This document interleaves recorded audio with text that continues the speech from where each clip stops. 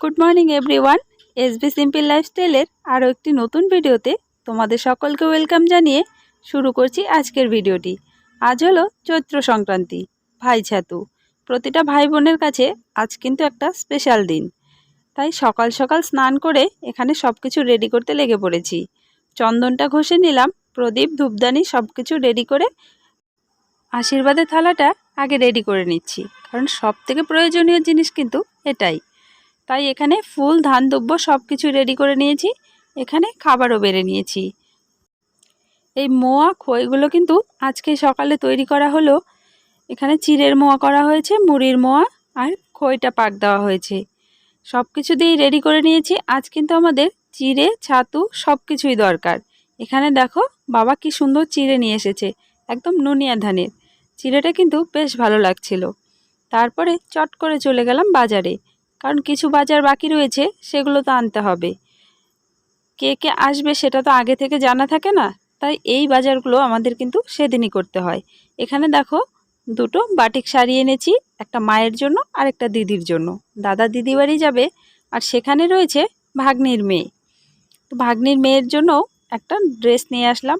আর জামাটা কিন্তু আমার বেশ পছন্দ হয়েছে, আর কোয়ালিটিটা এতটাই সুন্দর, সেটা দেখে আর চোখ ফেরানো গেল না, তাই এটাই নিয়ে নিলাম। আর এখানে মামার জন্য নিয়েছি একটা গেঞ্জি। মামা এসেছে, তাই মামার জন্য গেঞ্জিটা নিয়ে নিলাম, কারণ বারে বারে বাজারে যাওয়া সম্ভব হয় না, তাই একবারেই কিন্তু নিয়ে নিয়েছি। এটা হচ্ছে আমাদের সায়নের জন্য। সায়নের বেশ অনেকগুলো গেঞ্জি হয়েছে, আমি ভাবলাম না একটা 3/4 প্যান্ট দেওয়া যাক। আর এখানে নিয়ে এসেছি 5টে টি শার্ট। ভাইয়েরা আসবে, তাই ভাইদের জন্য নিয়ে এসেছি। ওদের কি সঠিক সাইজ সেটা তো আমার জানা নেই, তাই প্রত্যেকটা কিন্তু এক্সেল সাইজের নিয়ে এসেছি। দেখা যাক কার কেমন হয়। যার একটু বড় হবে একটু সেলাই করে দিলেই হয়ে যাবে, কিন্তু সব সময় তো আর সঠিকটা আনা হয় না, তাই এক সাইজের একই রকম নিয়ে এসেছি। অন্য সাইজের নিয়ে আসলে সেক্ষেত্রে কি হচ্ছে, আমাদের কিন্তু ডিজাইনটা পরিবর্তন হচ্ছে। আমি সেটা চাইছিলাম না, একরকমই দিতে চাইছিলাম সকলকে।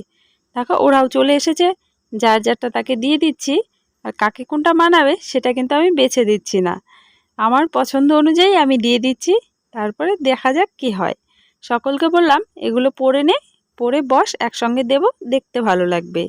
এখানে দেখো ওরাও কিন্তু প্রত্যেকে পরে নিয়েছে টি শার্টগুলো। আর আমি এখানে ছাতু দিতে শুরু করেছি। আগেই দিয়ে দিলাম দাদাকে, কারণ দাদা যেহেতু সবার বড়, ওকে দিয়েই শুরু করলাম। আর এখানে যারা রয়েছে প্রত্যেকে কিন্তু আমার ছোট। ওরা সব সময় আসে না, প্রত্যেকবারই বলা হয়, কিন্তু ওদের হয়তো সময় হয় না। কিন্তু এবারে ওরা প্রত্যেকে এসেছে, বেশ ভালো লাগছিল, সবাই একসঙ্গে বসেছে। এর জন্যই কিন্তু অনেকটা দেরি হয়ে গেল, কারণ ওরা আসতে অনেকটাই লেট করে ফেলেছে। ওদের আরও 2-1 জায়গায় যাওয়ার ছিল, সেখানে গিয়ে আমার এখানে সবার পরে এসেছে। আর দাদাকে সকালে বলেছিলাম যে একবার তাহলে তোদের দিয়ে দিই আগে। দাদা বলছিল সবাই আসুক, সেটা ভালো হবে। আর সায়ন ওইদিকে চলে গেছে পিসি বাড়ি, তাই কিন্তু তোমরা ওকে দেখতে পাচ্ছ না। আর সৌরভও বাড়িতে নেই। আর এখানে রান্না হয়েছে উচ্ছে আলু ভাজা, টক ডাল, ঢ্যাঁড়স আর পাট শাক। এখানে দেখো সায়ন চলে এসেছে বিকেলের দিকে, ওকেও ভাবলাম না একবারে দিয়ে দিই ছাতুটা। ও যেহেতু পিসি বাড়ি গেছিলো, খাওয়া দাওয়া করে এসেছে, ও বলছিল আমি আর দই খই মুড়ি খাবো না, তাই ওকে লাড্ডু ছিল ঘরে, লাড্ডু দিয়েই দিয়ে দিলাম। কারণ যেহেতু বাচ্চা মানুষ, উল্টো পাল্টো খাওয়াটা ঠিক না। এখানে আমিও খেয়ে নিচ্ছি সন্ধ্যের দিকে ছাতু মুড়ি। আমি কিন্তু দই খাই না, তাই আমি দুধ দিয়েই খাচ্ছি।